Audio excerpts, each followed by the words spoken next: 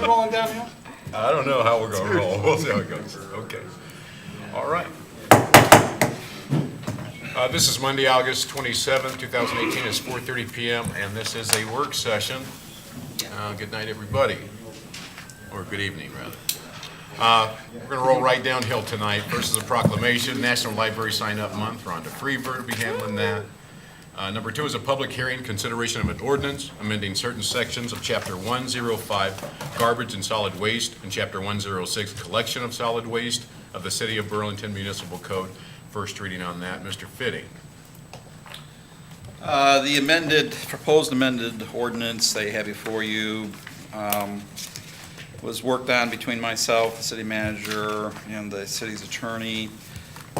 Basically, the changes that were made were to recognize, number one, that the carts or the containers, as the word is used in the ordinance, is going to be supplied by the city rather than the resident. Past programs, it's been the resident that provides the container. We're going to the cart, so the city's going to be providing the container. So the language under prohibited practices in item number 1 and number 4 basically recognize, again, that it is a city-owned cart, and as such, there's certain conditions pertaining to that cart. Under the collection services, the second page is where much of the language change is. Talks about the fact that we have 35, 65, 95-gallon carts. It also indicates that if it's not inside a city provided cart, you'll be using a bag, which requires a tag. It takes away the use of them using a 33-gallon can as they have in the past. They have to use either a city provided cart or a bag with a trash tag on it. Under containers, there's language that reiterates that, again, that the container must be provided by the city, and if something is not within the city-provided cart, it has to be in a bag with trash tags. On the third page, let's see here. Again, it does talk about, in number 5, it talks about that you're talking about garbage material. There are definitions in the ordinance, those aren't changing, and garbage pertains to food-related type materials. And it talks about, in number 5, about being contained in plastic bags that are strong enough and leak-proof and so on and so forth, and reiterates that the lid's supposed to be fully closed. Under collection fees, you adopted a resolution here a few weeks back that set fees. Although the resolution that we passed did not contain, in bullet number 1 of 106.06 collection fees, it talks about including any fees for replacement of lost or stolen carts or changing of cart sizes by the resident customer. We did include an exchange fee of $35, but that resolution did not include anything about the cost. I know that we've talked about that if somebody reports a stolen cart, that the city would replace that cart free of charge the first time. I don't know if there was a lot of discussion about the second and fourth going, so I'm not sure if and when we would have that discussion as far as whether there would be a charge at some point about a missing cart. And then lastly, 106.08, reduced base fee under property tax credit program. That language was deleted from the proposed garbage ordinance. Okay. Questions? Quest away. Looks pretty straightforward to me. Well, I think as far as having the conversation about at what point in time do we start to charge for replacement carts, I looked at a couple of other communities and they seem to allow the first one to be free and then every subsequent one to be charged. The actual cart, the real cost of the new cart. Is that something that we feel needs to be added to this at this point in order That's- moving forward, instead of coming back around and doing this again The in 6 language months? the language in the ordinance allows that to occur. The fee to be set would be by resolution. Okay. And so I think that that's something for the next council meeting, that we will try to have a resolution brought forward to have a discussion about implementing that. And that is pretty much where we're looking at bringing forward that first one to be free and then charge for the subsequent ones. And I don't know what the fee would be. My assumption would be somewhere in the $50, maybe $60 range. We need to talk about it. Right. Our base cost is, we need to even talk about, as we move forward, what our subsequent orders are gonna be, because we're buying in bulk right now, so we have a different rate than what we'll be paying over time. Okay. Any other questions? Okay. Okay, thank you. sir. Thank you, Don. Number 3 is public hearing consideration of a facility use agreement with Southeast Soccer Academy, CISA, for use of fields at the Burlington Regional Recplex, continued from the August 20th, 2018 City Council meeting. Mr. Tisland. Yeah, this was continued. We had some further discussion on some of the points and items within the agreement. Just in summary, this is a use agreement for use of the 3 practice fields at the south end of the Burlington Recplex, as shown on the map there. This original agreement is for a 5-year term, and then may be renewed by mutual consent for an additional term not to exceed 5 years, with a contribution fee, effective contribution fee of $2,000 per year in the form of cash or mutually approved donations of equipment at the Recplex, or mutually approved facility improvements at the Recplex that are first approved by the Recplex manager or director. Under this agreement, the total fees CISA would incur for the initial term would be $10,000, with up to $10,000 if in additional fees if extended. Again, that can be cash or, as discussed, the approved donations and improvements at the Recplex. CISA would have first priority with respect to use of the fields, with the exception of scheduled tournaments from Thursday through Sunday if needed. Some responsibilities: Burlington will provide all field maintenance, mowing, turf care, irrigation maintenance, lighting maintenance, and goal maintenance for the fields, and will move goals as needed, empty trash cans, etc. If there's items that a complaint arises as to the conditions, Burlington would implement within 14 days of notice plan to address those items. If there's large items that are not currently budgeted, then those should be incorporated into the schedule and budget as allowed and appropriate. CISA is responsible for keeping the fields in good condition, picking up after itself, following practices. Lights, so in addition to the $2,000 annually or $10,000 for the 5-year term, a $500 annual payment for lights would be included for each season, and the season's July 1 through June 30th. If they're left on after scheduled uses, an additional fee of $20 per hour could be charged to CISA. Parking, can park as directed in under item 13. We're looking at making some changes to parking in that area, so that may impact or change what some of the parking allotments are there. We'll have insurance, no less than $1 million each occurrence, $2 million annual aggregate, that they already have insurance, so do not have an issue with that. Termination, this agreement may be terminated by either party for cause. That would be material breach of the contract or agreement. And then they did have proposed alternatives for the term. Under this term, as council discussed, would be a 5-year term with a mutual consent to renew for an additional 5 years. 2 of the alternatives were proposed based on contributing $20,000 within the first 3 years of the agreement. And the last page of your agreement, following the signature page, is the first alternative. Get down to that. It's on page 26 of the packet here. This would provide that if they contribute $20,000 to Burlington as approved within the first 3 years of the agreement, that agreement shall automatically be extended for an additional 5 years from the date of donation. So that could make that an automatic 6 to 8 year agreement if $20,000 is contributed. They've also proposed alternative 3 that's not shown just after the packet went out, that if $20,000 is donated within the first 3 years of the agreement shall be automatically extended to June 30th, 2028. So that would be an effective 10-year agreement automatically if they contribute that $20,000. So those were proposals from CISA. As shown in your packet, the term is the 5-year with 5-year renewal. But they may have additional input or discussion on that.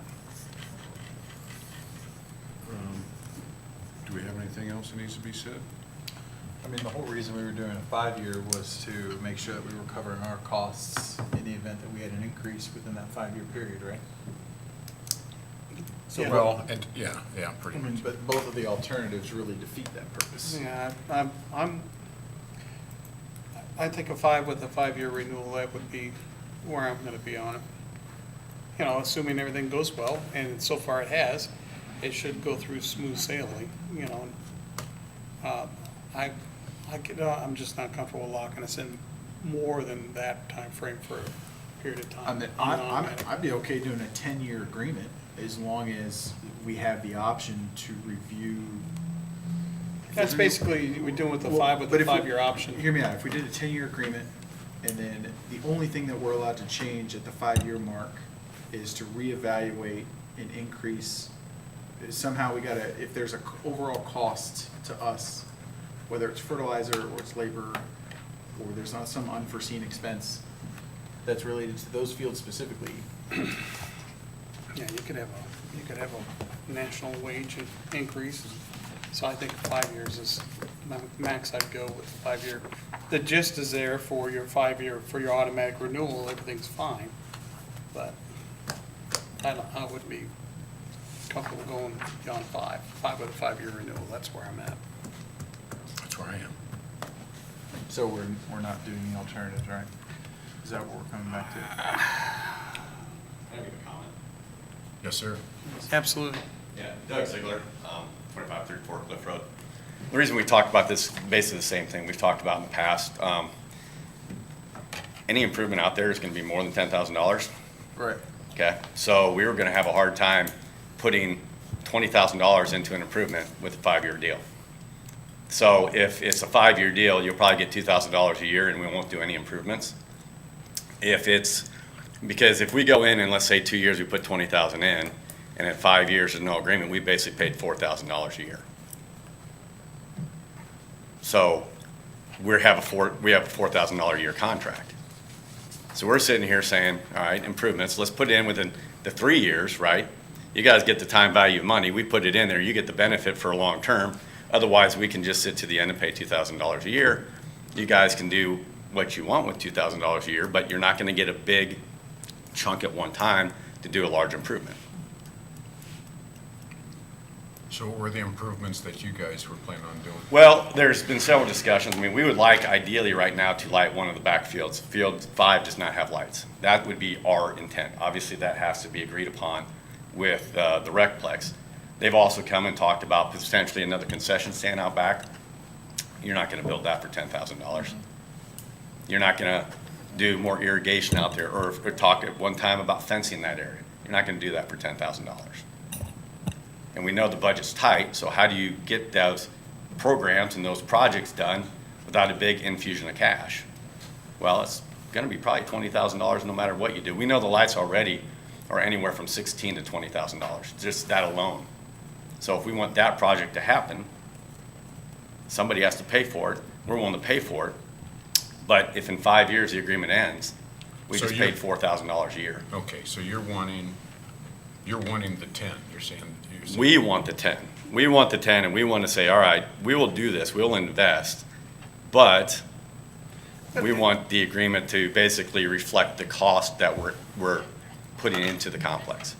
did we come to a conclusion as to whether or not we were going, because they're paying a flat fee right now. You guys are paying a flat fee No. right now, right? We're not paying anything right now. Well, I think, That's it. They were paying The And that was 500. a Right. one-time payment annually, right? And you For the guys- lights, Yeah. we're getting billed. It averaged $500 a year. Okay, but you're looking for that to go away in this agreement as No, well? the right? 500 they is put in there back still. in. Okay, got put back in. Correct. Jimmy? 500 plus there's a separate fee for hours over. Yeah, Correct. they If, just- if it's our fault and we leave the lights on. And we also have an agreement in there too. Let's say we do light the back field, that, and it incurs more costs to the city, that during that time, we would negotiate, like, again, the increase in lighting fees to accommodate that extra electricity. For instance, you know, if you do the next field, maybe it's $750 a year for the additional electricity for that field. So if it's a improvement we recommend the city agrees to and it costs you more, that gets negotiated in the agreement for the project. Jim, where's staff on this? You Eric? guys have been working on this, Eric? Yeah, we've been working on it. I think originally when we started off, I know they want to see improvements back there, but looking at how to balance the Recplex budget a little bit more, so that where we originally had a fee structure put in place, they came with a donation aspect that was something that they could easier raise those funds Correct. than have it come out of an operating budget, but then making sure it's something that's benefit to the Recplex as a whole, not just for CISA individually. Is- So what? One of the things that I'll point out with that in terms of the, I mean, is you talk about the alternative potentially being the 2,000 a year. From operational standpoint, is that an issue for you if it was the 2,000 cash as opposed to an in-kind capital purchase? No, that would be a benefit to us operationally. I mean, it's 2,000 to 2,500 annually just for fertilizer and seed for those fields. Granted, they're not the only ones that use it. Okay. We have some other tournaments. They are the primary user Now, back and there. at the same time, we recognize the installation of the lights is a big deal, and if that can be done, that's great. Are those the tournament grade lights that, That would be something we'd have to have conversation on. What's the use beyond CISA for drawing in tournaments or having these overnight fields? Is that the best location? Is it upgrading some other ones? Is it somewhere else on the And we're facility open to as a all whole? those So, discussions. We yeah. just know, you know, one of the tournaments we ran, we now have, it's a night tournament, right? We run up till midnight. We need more lit fields. Even the ones we run that don't go that late, we need another lit field so we can get more teams, more entries. So I We just know- see the benefit I there. know you guys gave a presentation a while back. How many tournaments do you put on a year? We do too. You do 2 tournaments? Yep. And what is SEC paying right now? Now, I know there's a difference. They're not using as many fields, and they're not there the entire year, but what are they paying? They're around 6,500 annually. And they are internal to these outside fields primarily, that are a Right. little better quality Okay. type fields. Yeah. So I guess looking beyond just a $20,000 commitment, is there some magic thing that can be done out there in order to perhaps even entice another tournament or larger tournaments? I mean, Well, we run the largest tournament in basically eastern Iowa. I mean, until you get up to Cedar Rapids and you get up to Tuma up there, they have 4 times the amount of fields. And you're probably saturating the market with 2 tournaments. We just did the second one again this past spring. We implemented another one to bring more money to Burlington. So as far as outdoor tournaments, it's tough, but we're also implementing more leagues with the Recplex and adult leagues and those kind of things. So, but a large tournament, no, we're maxed out at 2. and Eric, from staff's perspective, outside of lighting, what would be the ideal project out there, or what do you feel like would maximize the opportunity that exists Well, out there? That's something we'd have to sit down and, we've talked about the concession restroom area that would service more of the soccer fields to the northwest of the existing facility in this area where the soccer areas are. Fencing this in would be ideal. Providing lighting on some of those other fields as well as some of these back fields. I know we only have one, just the combo field's the Right. only permanent lit field right now, but if we want to have some of these later evening or fall tournaments, then maybe some of these fields on the north. Granted, these back here, there's 2 that are already lit. So there's just some different options there, but we want to make sure it's something that was improvement for the overall Recplex, and not to take away from CISA, but we want to make sure it benefits tournaments, not just individual practices or training as well. Okay, and then. Well, so your, excuse me a second, so your fear is you guys are gonna put money in it, and we're gonna tell you in 5 years, we're gonna walk, You bet, right? you bet. So, I mean, is there a way that we can account for that as, in like in a bank, and comes up with a 5-year renewal? Because I've had leases with buildings, you know, and it's an automatic renewal in 5 years. The only time it ever is not renewed is when someone has a problem. Correct. I don't, To our point, I think our largest concern was the fact that if we saw an increase in the cost, that's that we that's can't why I account wanted for to it do over a it 10-year 5. period. I mean, you understand that. Oh, I understand So, that. I think the- we got to think about, so if we put 20,000 into it, what additional cost is generated from that investment? You got, for instance, you put a concession stand back in there. How much more concessions do you sell that would not be there before us? I think anything that benefits from that $20,000 investment is probably going to far exceed any additional cost to mow and maintain those backfields. And I agree with you, but the only thing, I think it moves back to my first point when this topic first came up, is what if we do a 10-year agreement? But we put some kind of cap in there, or some kind of reevaluation of our fixed costs at that 5-year period, and try to adjust that into there if necessary, and even cap it, 3-5%. Well, we talked at it first. We're fine if you're saying, let's do a 10-year and there's a reevaluation in 5 years with a cap of the maximum increase. And that's what I'm talking about. That way you've got your 10-year commitment. You would, and you would then still have we- the same problem, though, at the 10-year, with, you know, if you did a 5-year Just on break. our fixed costs. We would have to reevaluate. Yeah, if it's 2,000, you're saying, Matt, if it's $2,000 a year, And then that after goes up year to 5, there's a 5% $2,500 a increase year, or And something we've like got a that. $500 increase in our costs. Let's figure out how we can, I mean, you guys would ultimately see a minor increase at that 5-year mark. As long as we know now going in what the cap would be. Right, exactly. And then that alleviates my concerns as far as making sure that, I mean, Eric, what kind of increases have we had in costs on those fields over the last 5 or 10 years? Well, there's From a, That- whether it's a. been a lot of increase just because they are maintained a little higher quality now. I mean, than when it was they a dirt started out. patch. 5 years So- ago, we had no costs. Okay, Right. well, that answers that. Yeah, but what about the cost of fertilizer, et cetera? Do we know about the cost of the increase on those for the, We budgeted 2% increase on all our okay. commodities. So if we did 5 years, they'd be looking at a 10% increase on that, which is $200. But if you're just, That's just one separate side. conversation, if you're Yeah. just looking at maintenance cost on this now, it's 2,500 just for fertilizer and seed, not staff or equipment or anything No, else. I understand that. So, And you're still dealing with a contract that this is much cheaper than what you're charging to other entities for, I mean, they're all fields out there. I mean, you have a little bit different schedules, but this would still be on a comparable basis, significantly cheaper than what you're charging to other entities. So part of your discussion, I mean, But I have to. if you're gonna make a discussion about 5 years versus 10 years, part of that is making a reevaluation of what's going on with the dynamics of the other contracts, and do we have flexibility to adjust it to, or, I mean, you may not want to, but at least it gives you that option to make it adjust to the others. If you don't want to have that option, that's fine, but that is part of the reason why you talk about a 5 versus a 10-year contract. I'm comfortable with the 5. With the 10, and it has nothing to do, I see what you guys are doing. I think it's great. I just have an issue doing a 10-year contract with anybody there's just so many variables, so many things that can happen within 5 or 10, within 10 years.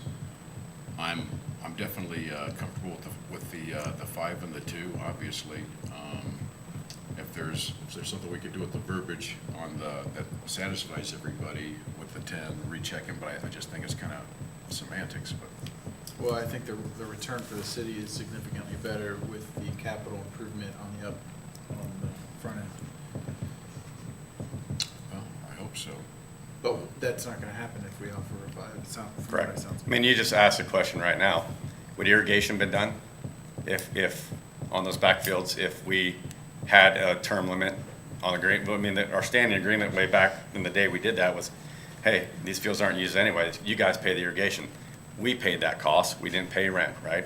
The lights, we paid that cost. All that stuff was significantly cost more than $10,000. That would never have happened if we're sitting there going, in 3 years, we may not be here, you know?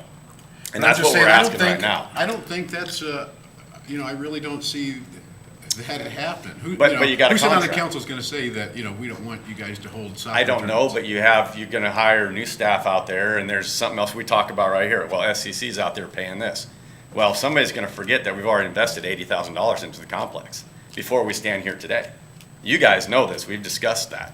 I understand the value and what you've put into it. To me, Right. the value is more in what you bring in to the Right. community from a tournament standpoint, and that's not something that FCC is doing right now.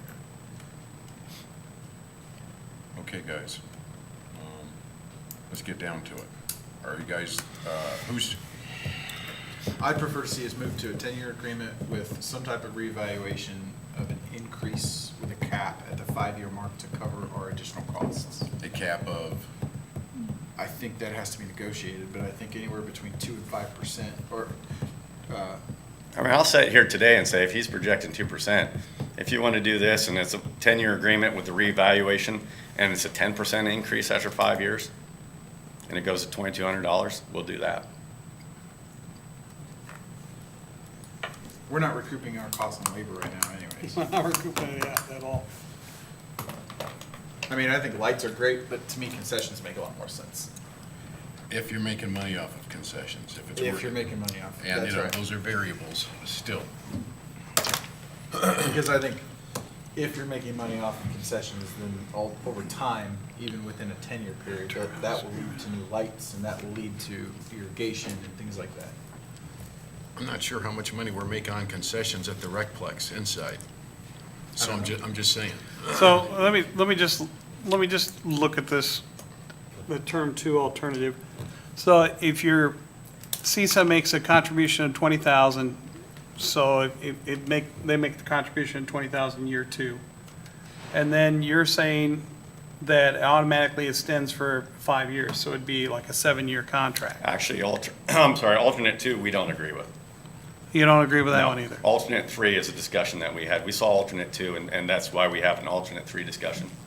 Because that'd be the same thing. We're gonna put money in year two, and then the contract only extends 2 more years.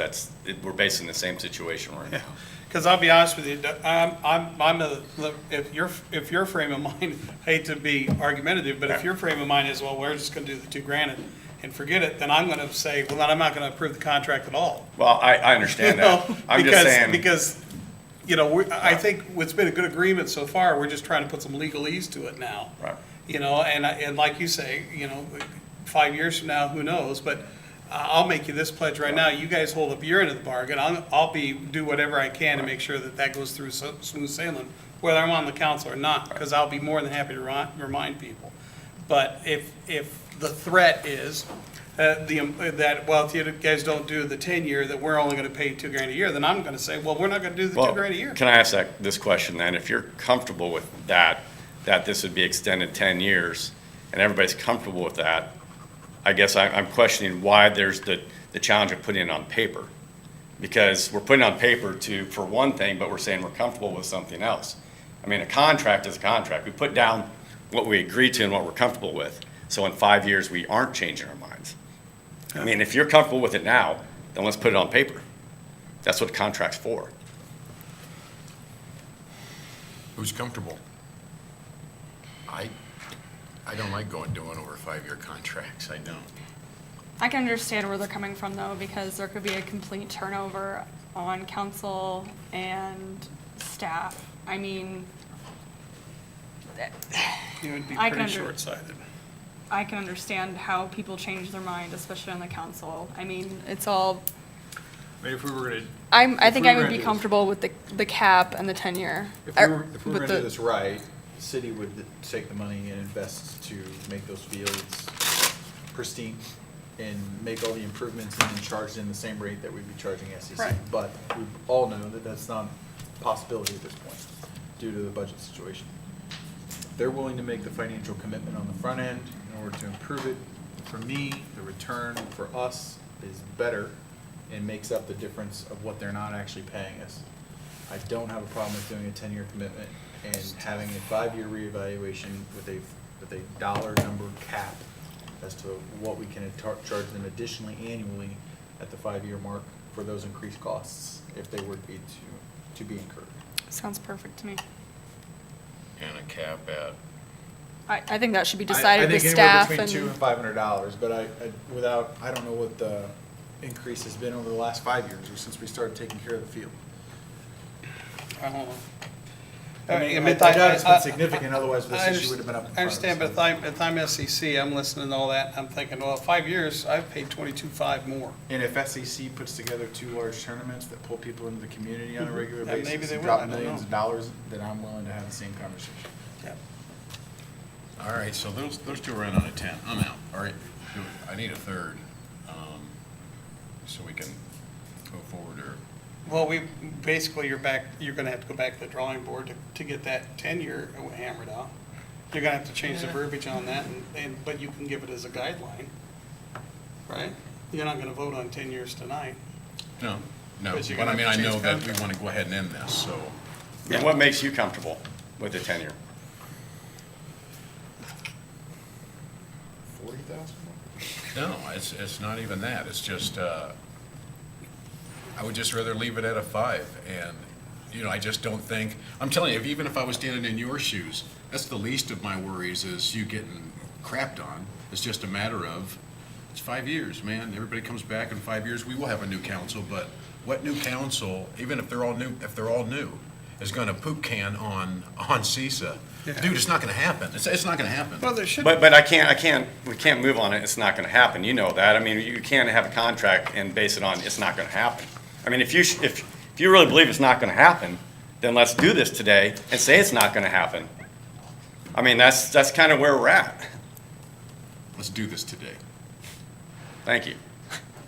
Let's do this today, 10 years, revisit in 5, let's put a cap on it.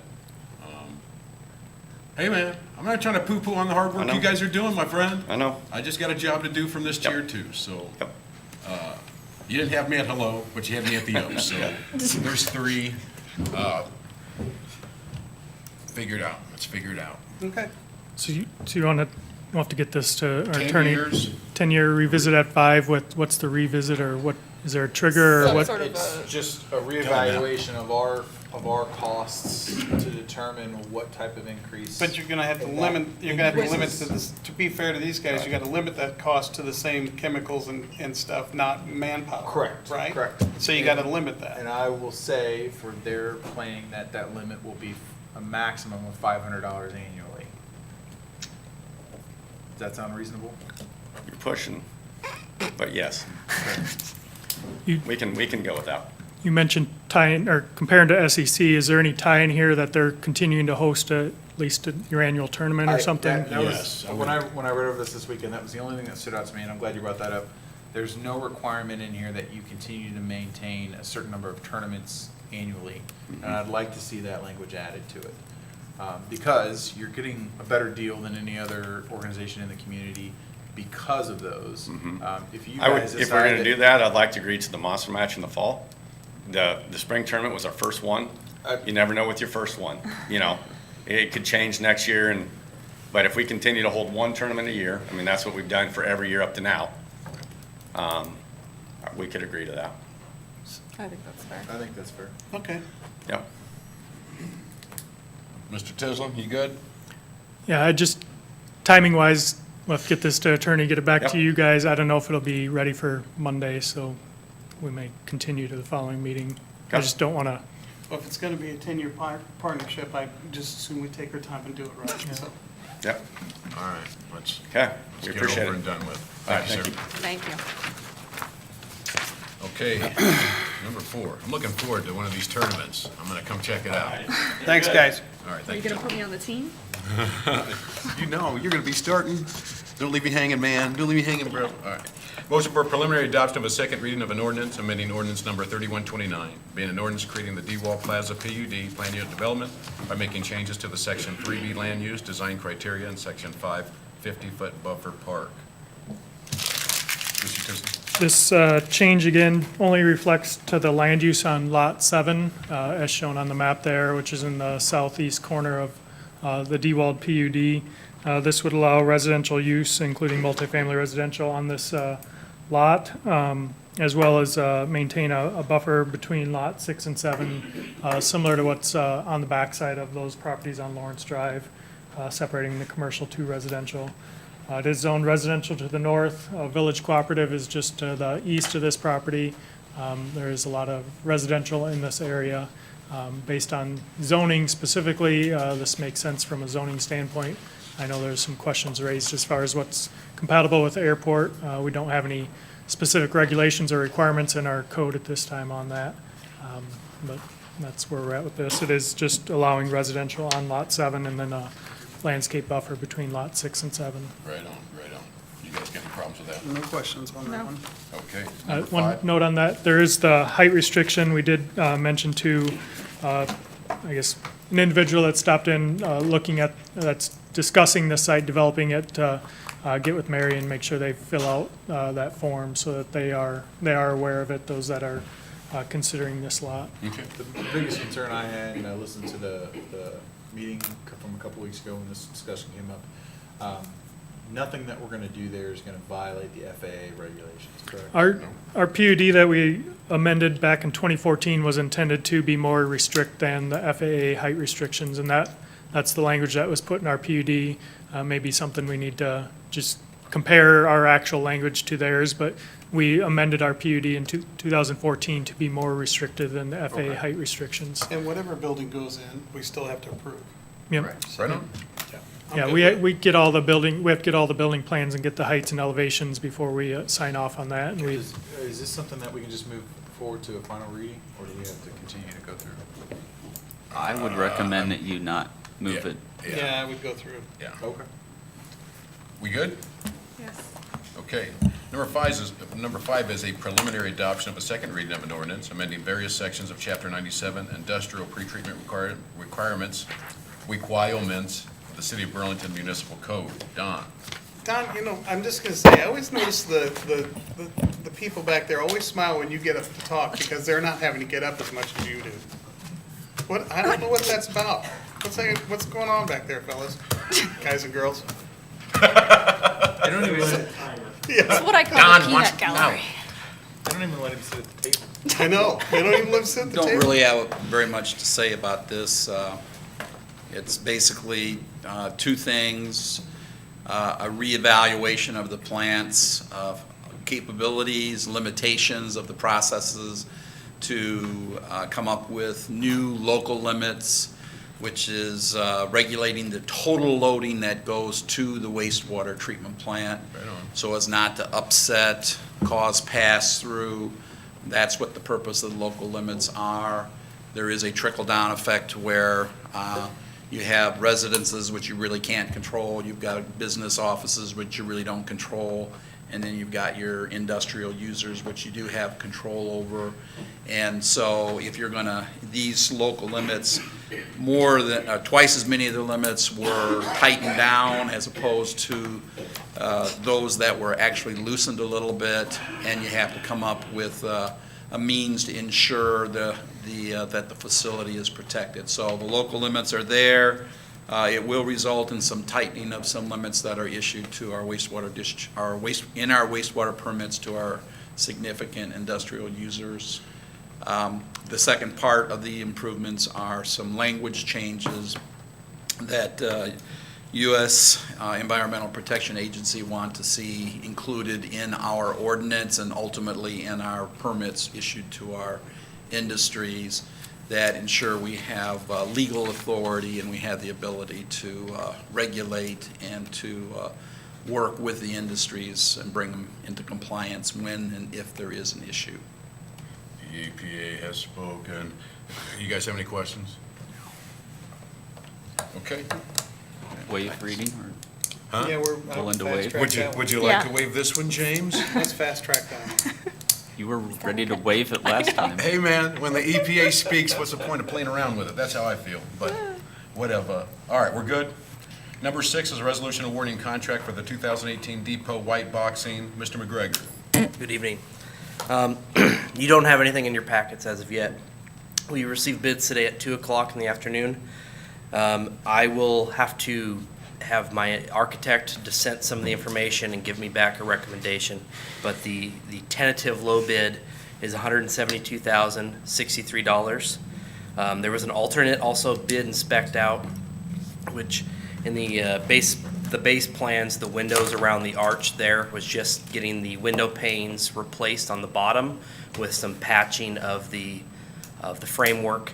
The alternate bid number 1 was a replacement, similar to the windows system that was installed in the great room, and that alternate bid is at $18,430. I think the value is fairly good on that alternate one. The base bid does include some window costs, so I'll have to talk to him about that. From an efficiency standpoint, I think if we're going to do it, it could make a lot of sense. The only issue that I see is our allotted amount of money that was left was $180,000, composed of the $105 remaining from the sanitary lateral being removed from the original $120,000 from the Economic Development Fund, and then the $75,000 challenge grant. And then we have 17 and change for engineering or architect costs on this. So 172,000 with the base bid alone would put us over budget on this project, and not a whole lot of room for change orders. There's no room for change orders if we're already over budget. I already heard his laugh. James, man, this guy.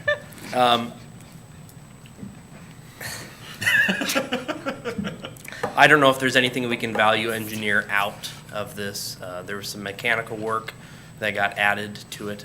That's the reason why you're seeing it this week instead of the week before.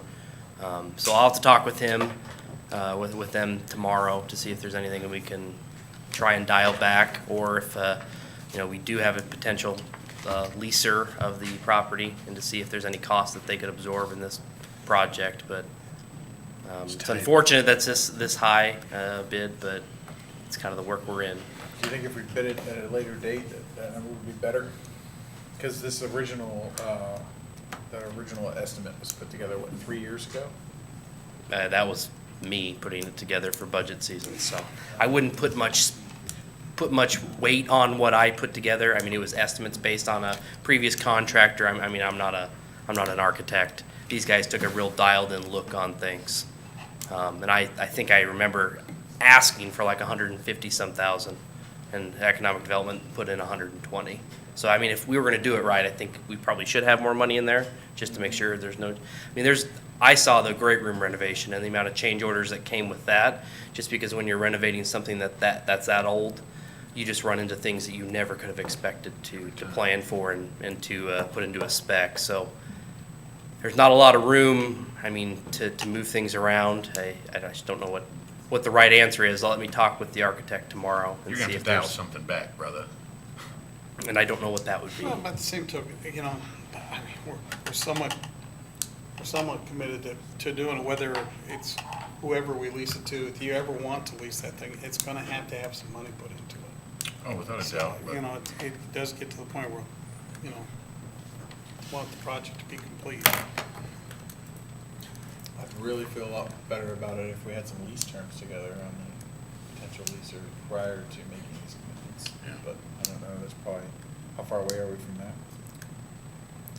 We've had some conversations, and I haven't had any response on wanting to get that. We dialed presented in. a lease a year and a half ago, and there's been no desire to talk about them. At least On upon ours or- completion, right? What's up? At least upon completion? Yeah, well, just It talking going about what the into terms effect, would be, and there was some feedback, but there was no real desire to get And too far and we down even the road discussed of the being- percentage of what value would we put into the overall cost of the project versus the potential tenant, and then they're having a reduction in a lease rate for a certain given number of years. So maybe there'll be some desire now, but right now, part of the project you have doing the floor in the Correct, great that's room, that's in this. which isn't necessarily part of a white boxing effort, but it needs done. It really would tie the whole building together, I think, but And the, it's $650 a square foot, and there's 4,000 square foot in there. It's a $36,000 cost to rebuff the whole floor in there. So, that's a simple thing that you could take out if you really wanted to, but that's a tough thing to try and get away from. It was kind of the tying of the whole project together, so. I know the Friends of the Depot really would like that to be done. Maybe there's some donation money that could help fund some part of that, but I haven't had that conversation. All right, you might want to have that conversation. Yeah, because this wasn't, if you think about when we talked about putting money aside for white boxing, putting money aside to do this buffing was not part of that discussion. Correct, it was not. It would fit in with the challenge grant as part of writing that. Is the grant proceeds, does that grant mandate that floor be done in order to take advantage of those? I don't proceeds? think so. No. Okay.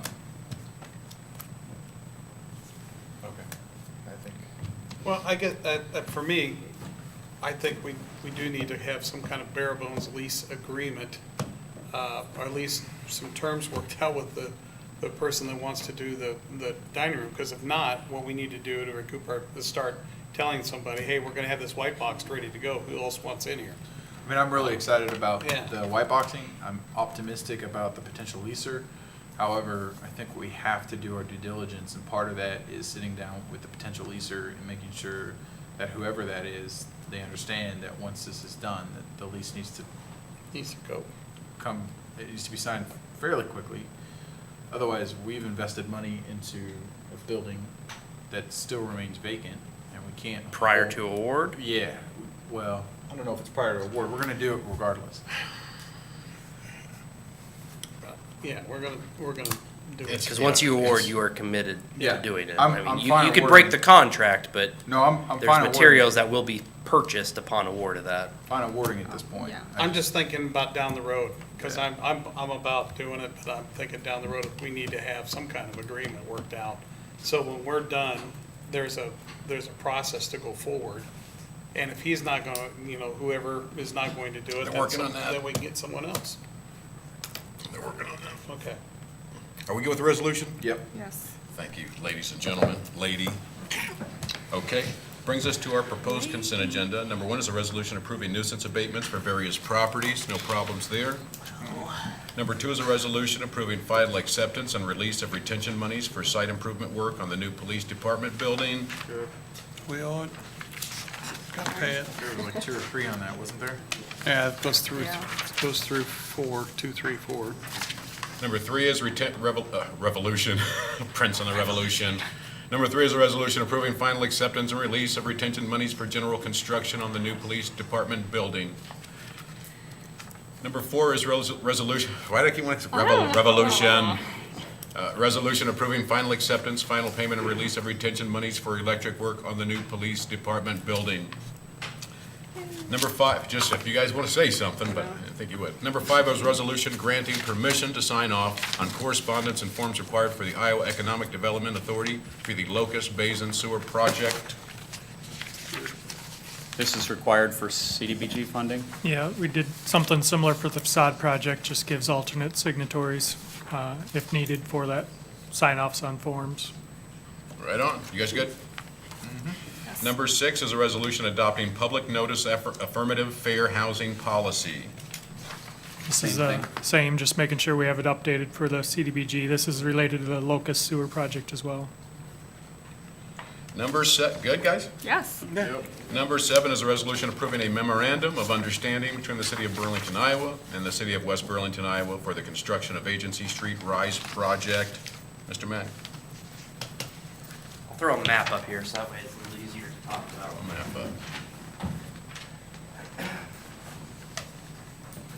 This resolution, along with the next two, are resolutions describing the shared costs of the projects that are currently going on. The first one that you mentioned was the RISE grant project, which is, we are the principal municipality behind it running the project. It is a, I'm sorry, an 80-20 match with RISE grant. And the MOU draws out the percentage that West Burlington owes us upon completion of it. As you can see, it's a 15 to 5 percentage split of the 20%.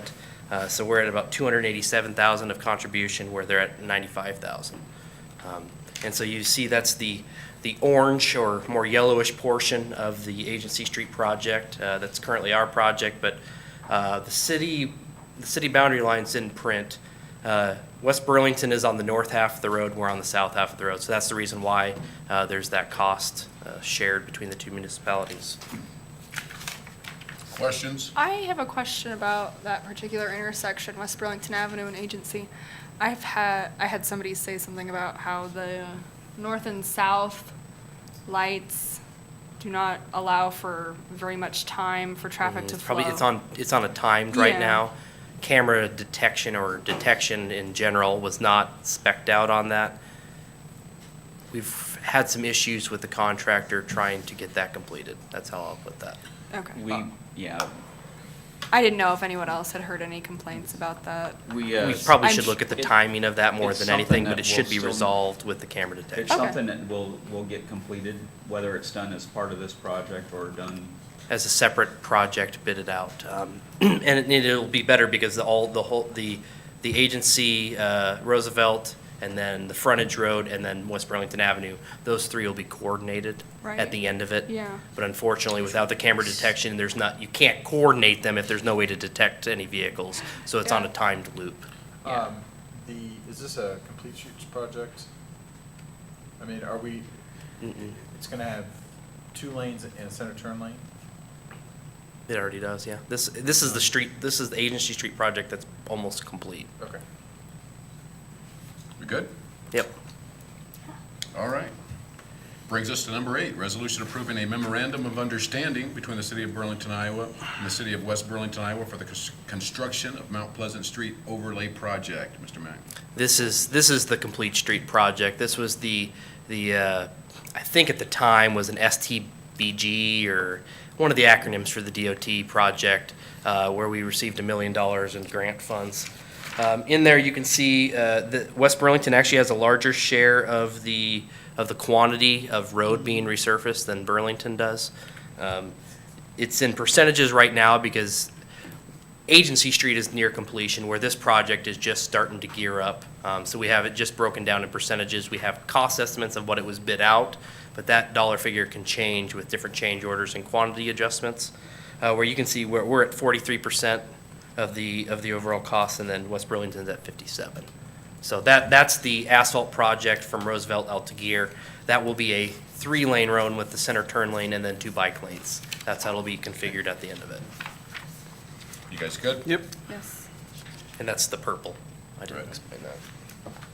Number 9 is a resolution approving memorandum of understanding between the City of Burlington, Iowa and the City of West Burlington, Iowa for the construction of an HMA overlay on Agency Street between Gear Avenue and West Burlington Avenue. Nick? This is the green section between West Burlington Avenue and Broadway. This is the West Burlington Run project. We actually own some of the south section of the eastbound lanes. So we have been in discussion with West Burlington, where we will owe $28,888 at the end of this project, of which we hadn't budgeted for. Frankly, we didn't know that it was coming. But this is something that we've allotted for a little bit of room in the East Agency project that is ours. Now, there's 3 or 4 different agency projects going on, but we have the $1.4 million in general obligation funds that we borrow. We did about $700,000 in asphalt work. We knew that we were over budget on the Agency Street project to try and have some allowance, and then we had a little bit more on another project. I don't remember what that was, but we gave ourselves a little bit of room, and this $28,000 could come out of there or could come out of road use tax. That's kind of up to Mr. Furneaux on where that comes from. But the road needed to be done. It's nice to have the whole corridor of Agency from Gear all the way to Melrose Court will be all new. So I think it's worth it. We're not paying for any overhead. We're paying for quantity only. So it's a pretty good deal. Questions? Number 10, resolution accepting the Heritage Hill Historic District Guidelines. Mr. Tisland? The city received a certified local government, a CLG grant, last year to create historic guidelines specifically for the Heritage Hill Historic District. That's our only local historic district. It's governed by Chapter 25 of City Code. Within that Chapter 25, it makes reference to the use of design guidelines for the Historic Preservation Commission for guidance for them. We don't have any guidelines to actually provide them guidance, so they've used the Secretary of Interior Historic Guidelines. These will be more locally specific, and they are used again by the Historic Preservation Commission to review applications of changes in that local historic district and guidance for residents and developers for historic properties in those areas. So we've had that as a goal from the Historic Preservation Commission for quite some time because our code references something that doesn't exist, and so now it does, and that'll be a better guide for review of applications and for people that live in that historic district. If they're looking to make changes to their home, they can reference this guide on what's appropriate or not, so. This is on file here in our development department. We'll have a copy in the library and the city clerk, and then it's on our website as well. Questions? Number 11 is a resolution approving agreement, a professional services agreement with H.R. Green, Inc. of Cedar Rapids, Iowa for general consulting services for the Burlington, Iowa wastewater treatment facility for the period of July 1st, 2018 to July 30th, 2019. Mr. Fitty. We had this agreement with H.R. Green the last fiscal year. I was negligent and allowed it to expire. We spent some of the money. Basically, we rely on H.R. Green for some minor questions and some major questions that relate to the wastewater treatment plant. We've had a long working relationship with them, and they're familiar with the plant, and feel like that they are best qualified and give us a reasonably good answer in a relatively short period of time, because there's not a lot of need for a lot of background and research in that, because they are familiar with the facility, and we're asking for the agreement to be renewed for the remainder of this fiscal year. You guys have any issues with that? Okay. Thank you, sir. Number 12 is a resolution approving Help to Others program, H2O, through American Water Resources. Who's got that? Jimmy? All right, one of the things that was put aside from American Water Resources was they said that they'd set aside $5,000 annually to be offered in some sort of a program to provide assistance to people who were eligible for assistance. But they said that we were the ones that were required to come up with eligibility guidelines. I think this took some work. Stephanie might have worked with them and possibly getting it from other places, and what's been established for how to set up a program. But what you see here is an eligibility program to use that $5,000 for folks who can apply, who have a service line that breaks for assistance in paying for it. There's income guidelines based on household size. It's a first come, first serve program. When the funds are out, it's done until the next year. I don't really have a whole lot of other information on it. The difficult thing for us with it being a first come, first serve is how do you promote that? We're in a position, we don't know about breaks until sometimes we never hear about a break. I guess, I don't know if Chris gets information on a lot of them, but not necessarily all of them. But he doesn't know where someone fits and whether they would be potentially beneficial or not. But we do want to make sure that we get it out there and publicized, be on our website, just so it's known that, if you do have a break, this is a funding source that is available. Now, Stephanie, I'm not sure. I don't think you have to be an AWR customer, American Water Resources customer, That was my next Just, question. to have this be something that you can use. So this is just one of the things that they did want to make and do something that was above and beyond. And really, it came out of some of the discussions that we had at the last renewal. Hey, media table, you guys want to take care of that for us? Wake up, Hightown. You guys good? Well, we've got to start somewhere, but yeah, it'd be nice to get that out. Do you have any idea what the, how that works out? Is it the amount of work done? Is there do you have any clue on Now, How anybody this is else- essentially, You mean how far the $5,000 would go? Yeah, I'm saying how much per customer, how much one customer, how much of that $5,000 is, There's a water line. you can have a break That if. could take the whole That could take the 5,000, whole really. 5,000. well, I know that, I'm saying, well, really? Yeah, absolutely. Yeah. Yeah. So this is a one customer deal, or Well, it could be. helping one customer? I had a service line break in Davenport a few months ago, and it was, Well, no, I'm saying, I know that the breaks can get expensive, how much are, this isn't to pay for the whole thing. This is to give isn't- assistance. This is not set aside to be a percentage. If you wanted to change it, this is just set aside, someone who's qualified can get a portion of their cost covered, and if it's 5,000, it's available. If it's someone, the way it's written, if somebody has a I mean, the first person to a call. could get their $6,000 entire- See, repair, I'd- maybe that. I'd rather not have it set up that way. I'd rather have it set up to where you break it up at least like maybe 5 ways, and you get $1,000 assistance so that more people can have access to that money, you know?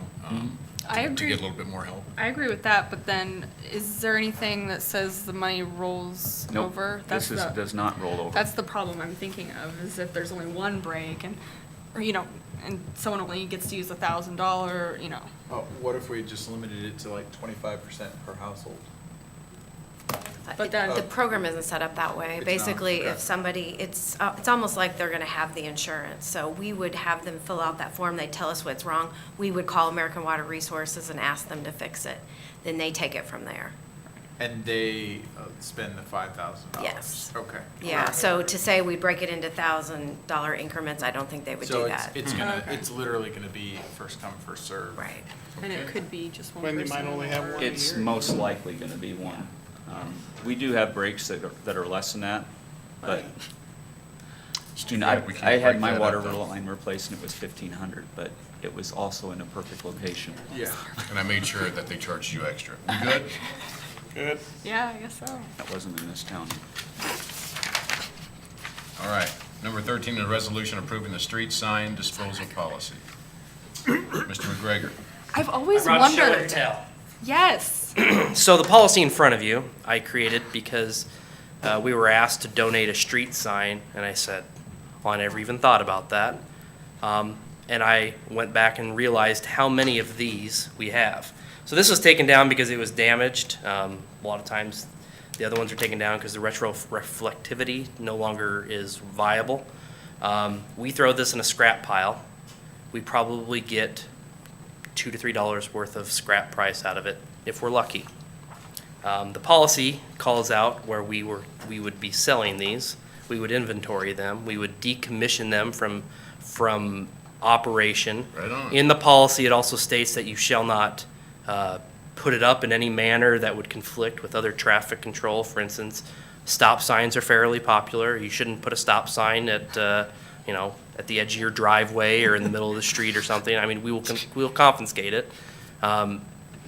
But I figured if there was a market out there for people to buy used street signs, There That's right, is. if brother. it takes a little bit of staff time, it might be worth it. So All right. that's the You ever reason for the Absolutely. You ever policy. seen pickers? I mean, those Maybe they'll guys come love down. that kind of stuff. So job. that's what the policy is in a nutshell. done.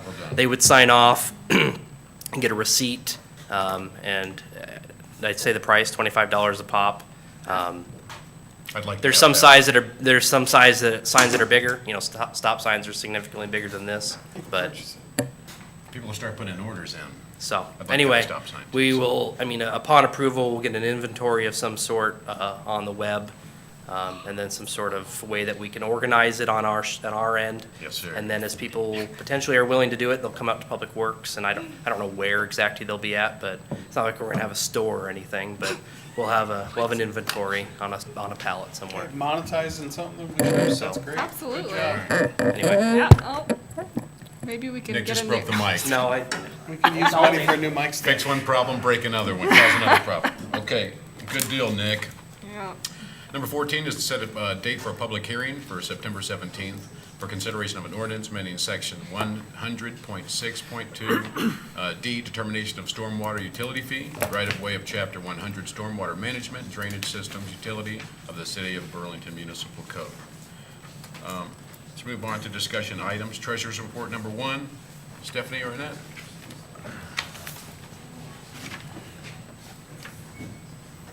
Rolling downhill, guys.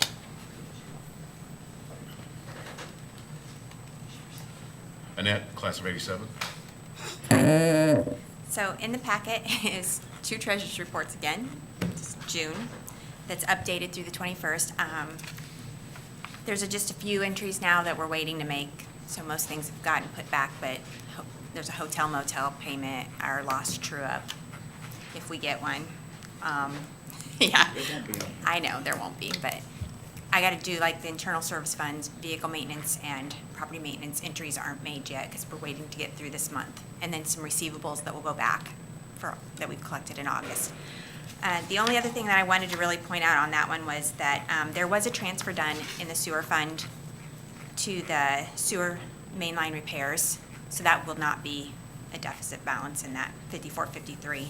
It just shifted from the overall sewer fund to Okay. that project, so. Right on. so Questions for Annette? Anybody? The only question I had was the parks projects is $133,000 deficit. Just a What's second, that the let me look. result of?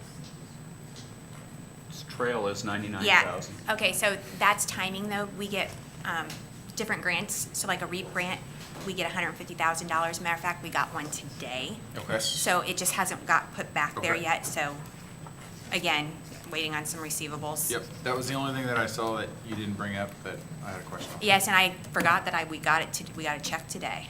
Okay. Yes, So. money's good. So then the other treasurer's report is July's that's in there. And you'll see that it's very light because a lot of things go back to the end of the year.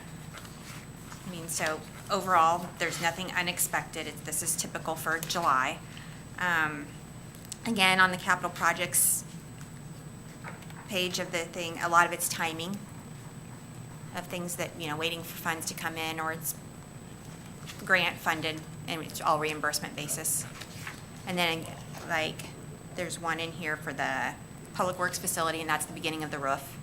So we just, other than that, the revenue and expenditures nothing stood out as out of the ordinary.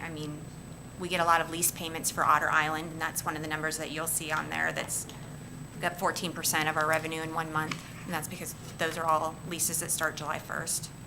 And then again, on the expenditure side, the only one that's largely over the 1 month average would be the education and culture, and that's because we made an AMF payment to them. So other than that, if you guys have any other questions. Questions? Thank you, Annette. You're welcome. Thank you. Thank you, Annette. Appreciate you. Discussion number 2 is tennis courts. Wanted to have a discussion just from council to gauge interest in the tennis court resurfacing project. I know last year it was kind of discussion after the budget. We have funds identified within the budget as outside entity primarily for that tennis court project. Before we have any further discussions, I guess just wanted to gauge, is there any interest in moving forward with further discussions with entities, school districts, or is it something you'd like staff just to seek alternative funding and go through the evaluation in future budget cycles to come up with alternative funds? I know I had an inquiry just a couple months ago from the school. Is it something we wanted to have any further discussion on or not, and didn't want to have discussions if it was going to come to council and not move forward, so. I'd like to look for alternative, I just rather I- save the drama. I think it is gonna create drama. No matter what we do is gonna create good drama, but at the end of the day, we gotta make smart financial decisions. The biggest problem we had was the fact that Notre Dame was it didn't have a whole lot of time in order to respond to it. I think at this point, they've had quite a bit of time to take steps in order to ensure that they're included in those talks. So I'd be interested in hearing what they have to say. It's kind of why I want to bring it forward now, so that if there is some discussion between schools, that there is time to plan instead of right upon practice schedule sessions. Sure. But didn't want to have those discussions if we weren't going to No, I bring anything forward as I well. would be in favor in hearing what their proposal would be. Yes, and the I know last, there's also a new athletic director Yeah. there too, so I don't know how much they've been included or not, or. I feel City like, courts, man. I Those are city feel- courts, just saying. I feel like going for just an alternative, finding our own way with the funding, and if they should happen to want to work with other schools and ourselves, I think that's great, but I think we should be kind of proactive in our own responsibility, I guess, finding funding sources for Yeah, it. but with the CISA thing tonight, I mean, creating partnerships is part of the way of is one way that we can move forward with maintaining our facilities. So my biggest issue with the, what we Because brought they are- before us last time was the lack of time Yeah. that one school had in order to make plans, and they weren't even given an option. Yeah, Well, and percentage-wise, I mean, they are asking for exclusive use, and so there should be some kind of agreement worked out, and if they can work out a partial funding on it, as long as it's done on a percentage basis, you know, bear in mind that, you know, everybody's paid taxes at least once on them, so I think if you can have those discussions and you can reach where they're both in agreement, then I'd be willing to look at that. But last time, they both weren't in agreement. So if one entity is willing to contribute like we had last time and one not, is that something we don't want to bring I'm out. forward? You guys can do what you wanna Because do. I'd imagine I'm that's done. probably where Yeah, we're going to city be. courts. yeah. Well, what was indicated Let last them time, get their though, own is time. that if they would have had time, they would have looked for fundraising. So I think if you give it as an option and see what gauge the interest, then we'll go from I there. think the message that we delivered to Notre Dame, because they were upset because they hadn't had the opportunity, was come up with a plan. If you guys want to be included, you can be included, but you're going to have to come up with a plan in order to come up with the funding to be able to do something as well. But I hope they've done that. If they haven't. But the easiest way is to find our own funding and then charge appropriately for the use of the courts. I don't think that's just the easiest way. I think it's, honestly, it's I gotta say, I think it's the more appropriate way. Again, these are, when we go start parting stuff out, you know, That's- yeah. even with partnerships, the partnerships are supposed to be community partnerships, not where we're excluding somebody else and, you know, working out time schedules. Yeah, I don't want So to public exclude courts, anybody. man, let's get them done and let's, let people play on them as they get there, but. So You understand what we're trying? so So in a I just wanna make it roundabout perfectly clear where you way. guys know where I'm at, man. I think it's a mistake, but. Here's what I'll tell you. It's really hard for us to make that decision because we have no idea what's on the table. I don't think anything. yeah. All So right. if you're at. I could imagine what, it'd be similar to last year based on my conversations after the fact that, but But that's what That'd you're be asking, something- is if you want Yeah. to, if we're giving you the okay to move forward, to have discussions with the two schools. yeah. Yeah, and I'm saying, I say no. Where you guys at? So alternative funding is grant funding, but we have to have a local match, so that'd be something during budget time. I know our budget, it's not gonna be a priority, so I guess the current project probably won't happen. I That's think, fine. My biggest issue was Notre Dame was being put in a position where they weren't going to have the opportunity to use the courts, lack of planning, lack of timing. A year later, that reason goes away. So I'd be in favor of hearing what either school has the opportunity to say. They got three of you? No. I would rather us try to take care of the problem ourselves. Because guess- the idea of the whole bidding more like, I get- oh, well, if you've run, We don't want to create a bidding. Right, war. It just no, comes back but- to cooperation. I guess I'm to the frame of mind, yes or no. You know, we let staff work on it, see what the best options are, and they present them to us. You know, whatever that is. So that's why we have professionals. So I don't have to say yes or no tonight. I could say, I'm Well- comfortable with saying, Eric, go work on it, tell us what our best He's wanting options some are. direction, so. So I'd look at either one. so you have a no, a yes, I'm a maybe. and a maybe. If you wanna move forward with checking with the schools to see if they can work something out, you know, and everybody's happy, Great, but if they're not gonna be happy, then we won't do it. If they come to us with the same option or the same opportunity they did last year, they're not gonna be able to get anything worked out. You know, if we're able to come up with it in the budget, that's the best solution. If we're not, and that's the only offer on the table, then I guess we have to have that conversation when that time comes. See if you can work some magic, my friend. That's where we are, I guess. But it is important that Notre Dame and any other entity that uses those facilities be included, or at least brought up to date with those talks. You good? Okay. Number 3 is the City Township Ambulance Association Agreement. Chief, Agreement? Is that what it says? Or update? It was agreement. it says Okay, agreement, all my right, we'll friend. talk about that too. I can remember what we titled it. So, yeah, we're gonna talk about City Township Ambulance Association and the proposed agreement. Here on after, I will refer to it as CTAA. That's what most people call that group. All right, there we go. And I do have a meeting at 6:30, so I'm gonna. Take your I time, will Chief. not. 6:30? That's I couldn't 45 find minutes out. from now. What's that? It's in Danville. Oh, And I okay, can good. change it. So, I don't know I when. didn't think you were gonna take 45 Oh, minutes. It's no. like, oh my God. Take your time, Chief. So, I'm not sure when the agreement was first formed or when the CTAA was formed. We're not a member of it. We signed a contract with them.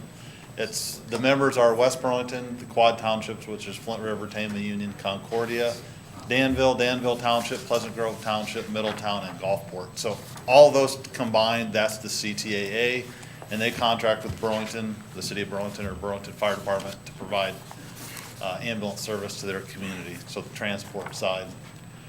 That basically, all those areas in blue are members, that we got a little bit of Gulfport or Illinois there. Of course, we do go to other areas in Illinois not as the primary ambulance, so. That area has about 11,000 people living in it, so about half again as big as Burlington. 190 square miles, much bigger than Burlington. And then last year, there was about 1,000 ambulance calls in that. So out of our 4,200 calls, about 1,000 were in that area. So the way the contract is now, I don't know if convoluted is the right word, but it's not real easy to figure out year to year how much they pay us. Basically, they pay us on paper, what we're losing as an ambulance service. So we take our operating cost, which includes 12 paramedics, includes a portion of the deputy chief, the billing manager, and one of the battalion chiefs that serves as the EMS officer. And then it takes all of our training costs, some of our utility costs, anything that has to do with the ambulance is all figured in there. Then we subtract our revenue, and then we show a loss. So last year, and then they also pay a capital part. So when we started this, maybe 3-4 years ago, we started with a base of 10,000 a year, and it goes up 2% annually on the capital. So for 2017, we showed an operating loss there of 163,000. That was our revenue was 1.2, expenses 1.4. The CTAA, we figured up how many calls we had total, what percentage of those calls were in the CTAA. I forgot to explain that part. So it was 18.33% of our calls were in the CTAA. So they pay 18.33% of the cost of our service, the loss. So they paid 18% of that 163,000, which was the 29,558 plus the 10,000 and 2% the capital cost there. So last year we got 40,783. And how are they figuring up that 33%? So we had to take our 4,200 ambulance calls, look through all of those and see which ones were in Danville, West Burlington, Danville Township. That's the convoluted part, because Who's then, doing that, Dan? I give them all those calls and they say, no, this was a Highway 34. It was actually in Flint River, not in Danville. So it's this back and forth before we can finally agree, like, these are the calls that they're going with. So it's not a real easy thing to come up with. Oh, there's the last several years. So every year it fluctuates. Of course, part of our income revenue is the CTAA payment. So you have a high CTAA payment in one year, that goes on your revenue, then they pay less the next year. But so it's kind of has wavered in those years. It was actually before 2013. There's some years it was quite a bit less than that. We were only figuring in 6 paramedics in the formula, even though we were staffing 2 ambulances per day, which comes up to 12 people. So this last year, when we added the third ambulance, we proposed to them, like, if we include the total cost of the service, we're gonna have to up that to 18 people, which then took that loss and made it quite a bit bigger number. I'm not sure if they got sticker shock, but I wanted to change it to a different formula that's easier for everybody to look at and say, this is what I'm gonna pay this year, next year, the year after, for Burlington to know this is how much revenue Yeah. we're getting from CTA. So a lot of places use a per capita rate, so you just pay, how many people are in your district, you pay a per capita charge. So we're proposing that all the entities would pay $5 per capita starting in 2019, and then going up to $7. I think that's years 3, 4, and 5, and then it would just be that unless we signed a new contract. At $5, our payment would be $55,000 for the next year, 2019. Very similar to what they just paid us in 2017, not really a big change. There was a year in there, if you've seen in the totals, where they were paying $70,000 a year. I think there's one even higher than that. At 7, at the end of the contract, or years 3, 4, and 5, they'd be paying $77,455. So I was able to find from all our neighboring counties in Iowa, all the ambulance services in those counties all get some kind of a subsidy from the county. In Henry County, it's actually a county-owned service. Right on their website, they say we get $6 per capita for our expenses. Louisa County, what I did was there's 3 services there, all volunteer. They all get a subsidy. I added the 3 subsidies, divided it by their population. They pay $9 per capita. Lee County, their ambulance service gets $432,000 a year from the county for 3, very similar to Burlington, 3 ambulances, maybe not quite as many calls. So you divide that by their population, it's $12 per capita. So we're right in that range. We'll be on the lower end even at the end of the 5-year mark. I don't know why that picture's in there. I took an old slideshow and updated it. So, of course, the big reason for me wanting to do this change is a lot easier to calculate. You know, year to year, how much, they know how much they're gonna pay, we know how much we're gonna bring in.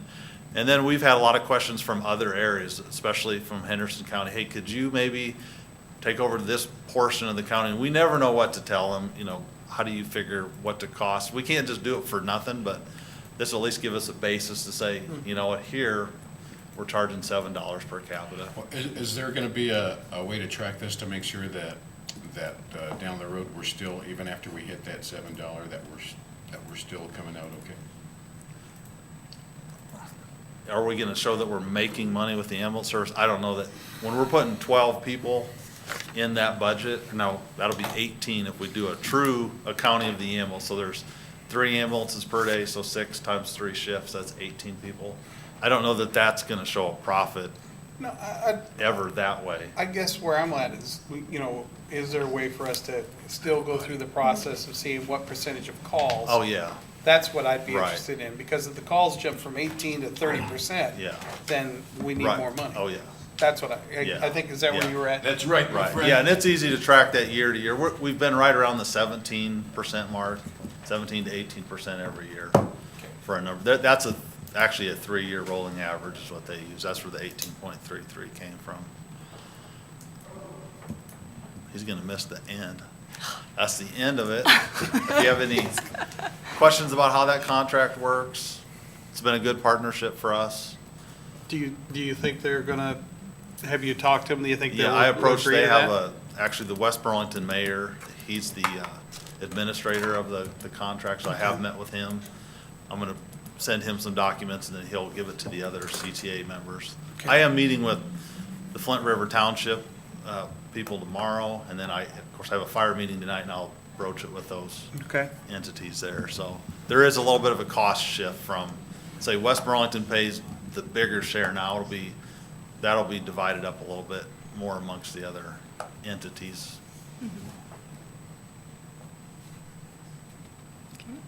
Any other questions or concerns? Okay, I think we're good. From our perspective, it's a lot easier to, not only is Oh, it from yeah. their perspective, from ours, it's a lot easier to manage and keep track of For sure. what's going on. I think, Is there a reason we're capping it at 7? Well, I just didn't want to go over there and say, hey, we're doubling what you've been paying us for No, I ambulance mean, service. but looking at what is it a 5% increase annually from 5 to 7, so almost 6, 5.8%. So would it make sense just to continue to carry that 5.8% increase? Because as the SAFER grant goes away, Right. so does the potential for firefighters, or Right. in paramedics without that revenue. Yeah. And if they're taking up almost 20% of the calls, I still feel like they're getting a really good deal even at $7. Right. So is I think that- at the end of the 5 years, definitely we revisit Well, the yeah, the absolutely. $7. Doesn't have to stay there forever. Yeah. I think that's kind of, I had that figure on there at the $7, didn't I? Yeah, Okay. 77, I think. Yeah. probably. okay. So, I think it's good. okay. Thank you. All right. Hopefully I'll bring back a contract to sign. Yeah. in a month or so. Good. Thanks, Chief. Perfect, thank you. Our last discussion item, we have an appointment for, let's see, get that pulled up, the Animal Hearing Board. Carol's term expired this month, and requesting to appoint Paul Carl to fill the expired term. Does anyone have any issues with that? There's three females and 1 male, so that would be, They would get make us it more closer, even, yeah. So I think that would be Okay. okay. Good, I don't have a problem. all right.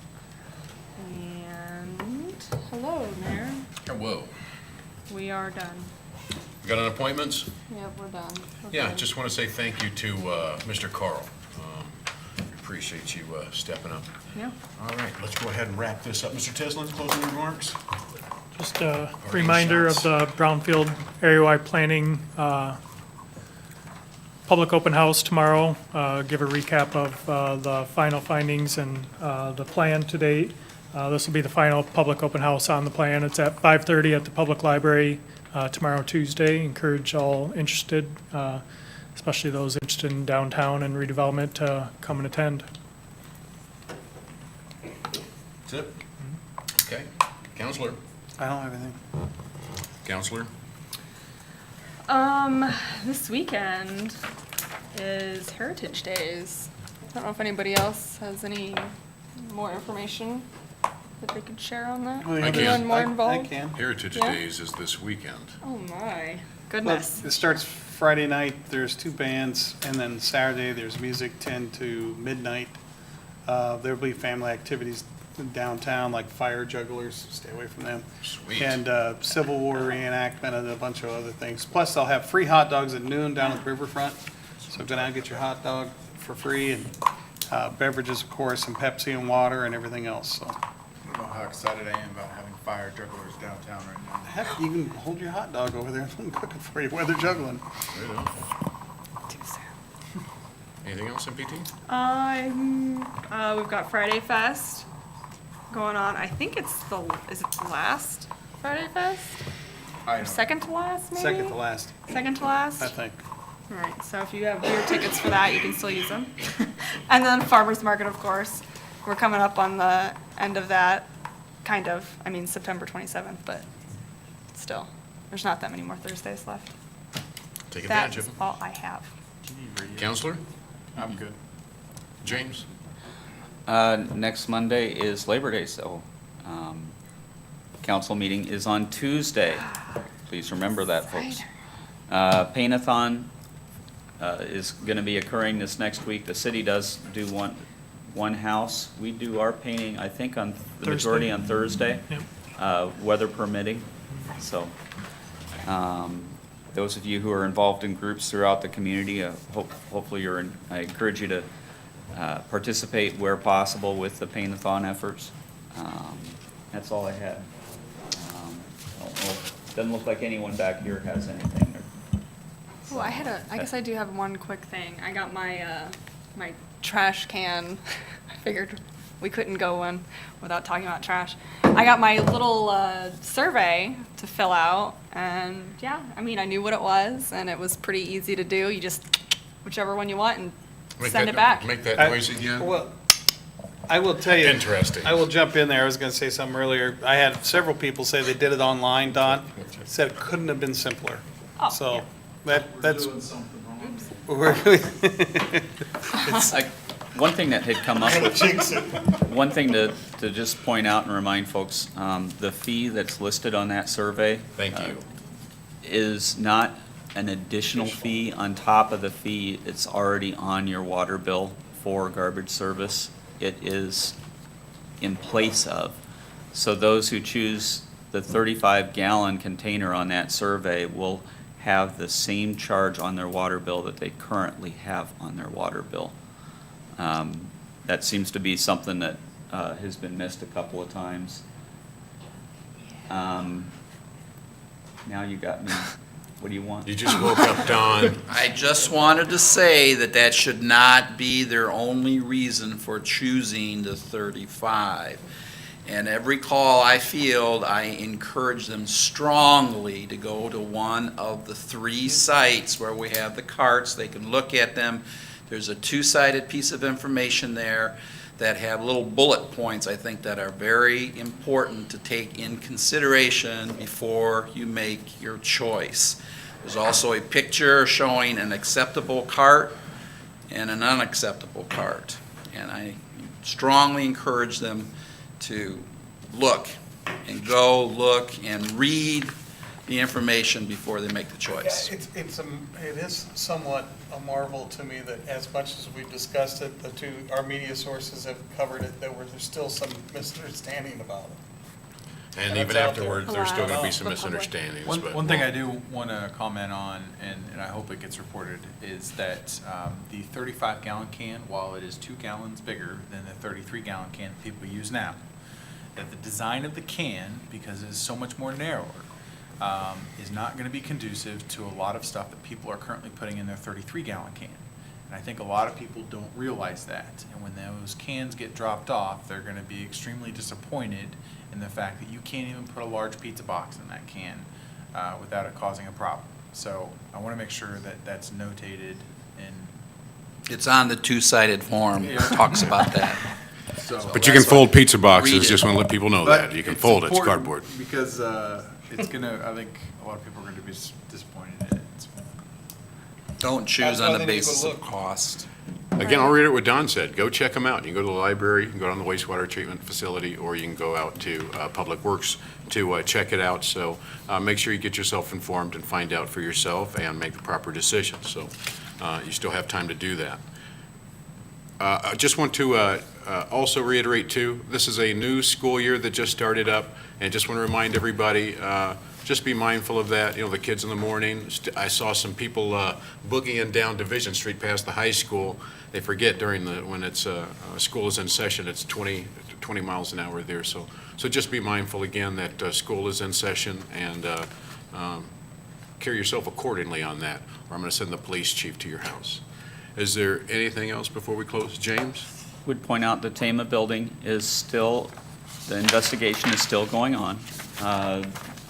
Possibly the end of the week, that building, the investigation on it will wrap up, and the decision-making on what to do moving forward will be turned over to the property owner from the insurance company.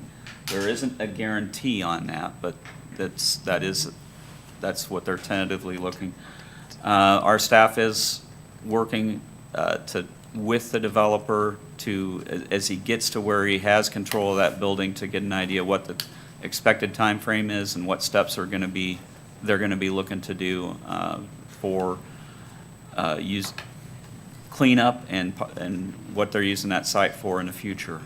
But they do want to make sure, our staff does want to make sure that they work with him to find out what his time frame is, and to make sure that it's moving forward promptly to try to get that area cleaned up. Does anybody want to touch on that? I have one question that doesn't pertain to that. No. Where are we at on the drain for the sewer that runs to the river, the one that collapsed, the railroad tracks?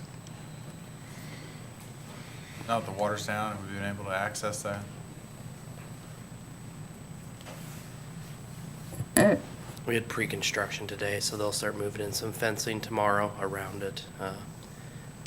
There was some paperwork processes that got in the way of them starting last week when they probably should have been, because it was about 8 foot, and that would have been the perfect time to do it.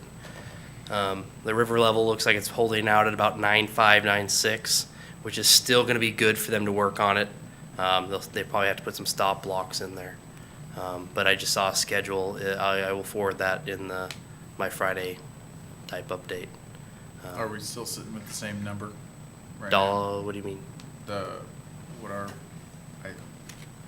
we come up with a Dollar projected figure? cost? Yeah.